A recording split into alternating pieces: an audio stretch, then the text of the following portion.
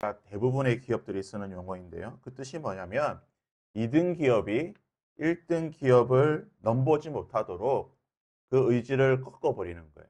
기술력이라든지 자금력으로 2등이 1등이 되고자 하는 그 욕구를 완전하게 없애버리는 것, 그것을 이제 초격차라고 하는 용어를 쓰게 되는데요. 아시다시피 삼성 반도체가 전 세계 1등 기업입니다.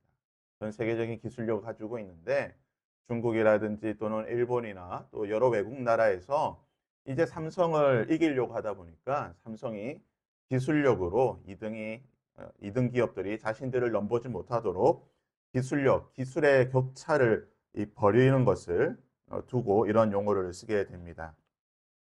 기업뿐만 아니라 이 초격차는요, 우리의 신앙생활, 영적 생활에서도 마찬가지로 있어야 되는 것입니다.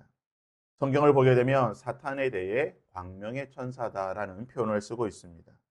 사탄은 어둠의 천사고 타락한 악한 존재이지만 하나님의 백성들을 유혹하고 하나님의 백성을 넘어뜨리기 위해 마치 하나님인 것처럼 광명의 천사로 위장해서 다가와서 자신이 하나님인 것처럼 하나님의 백성을 속이고 거짓으로 하나님의 백성을 유혹한다는 것입니다.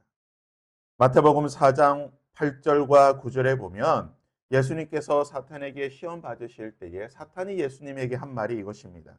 마귀가 또 그를 데리고 지극히 높은 산으로 가서 천하만국과 그 영광을 보여 이르되 만일 내게 엎드려 경배하면 이 모든 것을 내게 주리라. 천하만국과 모든 영광을 예수 내게 줄 것인데 나에게 절하면 이 모든 것을 줄 것이다라고 말하는 것입니다. 천하만국의 모든 것이 누구의 것입니까? 하나님의 것입니다. 하나님의 것인데 사탄은 지금 마치 자신의 것인 것처럼 나에게 절하면 이것을 내게 주겠다라고 유혹하는 것입니다. 이것이 바로 사탄이 하는 전략이에요. 광명의 천사가 하는 일이라는 것입니다. 오늘 말씀을 보게 되면요, 하나님께서 바로를 심판하시면서 10가지의 재앙으로 애굽을 심판하시게 됩니다. 그런데 오늘 말씀을 보게 되면 모세가 바로 앞에서 기적들을 행하게 되는데 특별히 첫 번째 재앙과 두 번째 재앙을 행할 때에 바로 곁에 있던 요술사라고 표현되어 있는 사람들이 이 하나님의 능력을 흉내내고 있습니다. 따라한다는 것이에요. 그것이 속임수였는지 또는 실제로 귀신의 힘을 빌어서 똑같이 만들어냈는지는 모르겠지만 어느 말씀에 보게 되면 바로 곁에 있던 요술사, 히브리 언어로 보게 되면요, 무당이라는 표현을 쓰고 있습니다. 아마 태양신전에서 태양신을 섬기던 아마 제사장이거나 또는 아마 무당인 것 같아요. 그래서 이들은 귀신의 힘으로 이런 일을 했던 겁니다. 광명의 천사인 사탄의 능력으로 모세가 행하였던 하나님의 능력을 흉내내고 있다는 것입니다. 광명의 천사가 하나님인 것처럼 흉내내듯이 지금 이들도 하나님의 능력을 흉내내어 바로의 마음을 완악하게 만들고 있는 것입니다. 하지만 세 번째 재앙이었던 티끌이 이가 되는 재앙부터는 달라집니다. 18절 말씀을 보게 되면요, 요술사들도 자기 요술로 그같이 행하여 이를 생기게 하려 하였으나 못하였고 이가 사람과 가축에 생긴지라. 이제 따라하려고 했지만 세 번째 재앙부터는 흉내내지 못했다는 겁니다. 따라하지 못했다는 겁니다. 그리고 나서 그들이 하는 말이 무엇입니까? 19절의 말씀에 요술사가 바로에게 말하되 이는 하나님의 권능이니이다. 그들이 드디어 인정한 것입니다.